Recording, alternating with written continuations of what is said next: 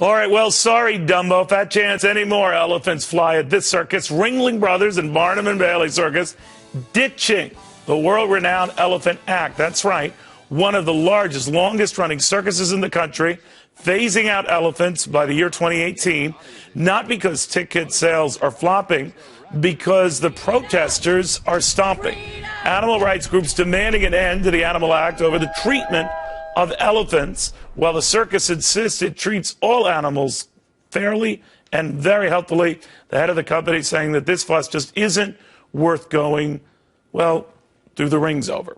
But this ticked-off clown is demanding the circus not just roll over. John Winslow, also known as Rusty Bathwater, joins us right now. Very good to have you, my friend. So what do you make of this? Hey, it's really good to be here. In fact, it's just really good to be anywhere right about now. Right, but not if you're an elephant.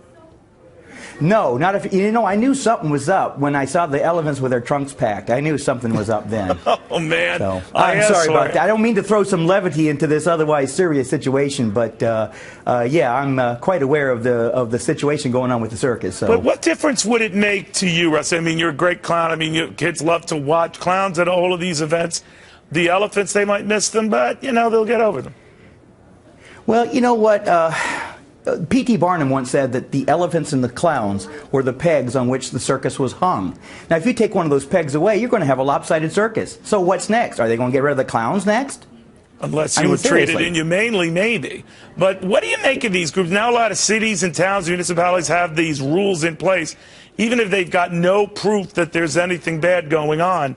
So I guess the fear is it's elephants today, it might be tigers tomorrow, whatever. So do you think the days of the circus as we know it are numbered? Well, the circus, like any other creature, is an evolving creature. The clowns have changed, the acts have changed over the years, but there were always those staples: tigers, clowns, elephants. Hey, I always wanted to do this. I see people do this on TV all the time, sticking their finger in their ear. Now I know why.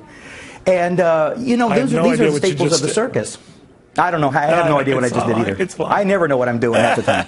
But and I know a lot of these people are well-meaning, and they really want the elephants and the other animals to be treated fairly. But what they don't realize is elephants have very thick skin. And when you see one of those animal handlers with the bull hook, and it looks like they're just wailing on them, that's like tapping somebody on the shoulder. They don't feel it because their skin is so thick. But the average person going to the show doesn't know that. So I think there's just a lot of people out there that just are misinformed about how the animals are treated. Let me tell you, they get treated pretty good there. I spent some years, quite a few years ago, with the circus. I traveled with Ringling Brothers.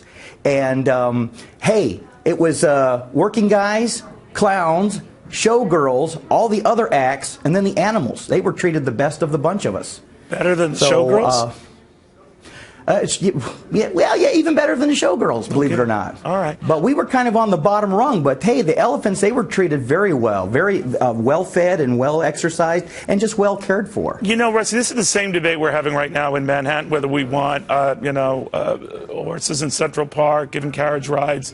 The mayor's the dead set on saying it's cruelty to the horses, got to stop it. I think this is something going on nationally here. It's not, you know, something that's just isolated to circuses. But here's the fear people have, that somehow the elephants are confined in tiny cages when they're not on show, and that this isn't natural. And the way they pile up on top of one another for a show, thick skin or not, that used to be popular, but it seems cruel now. You say what?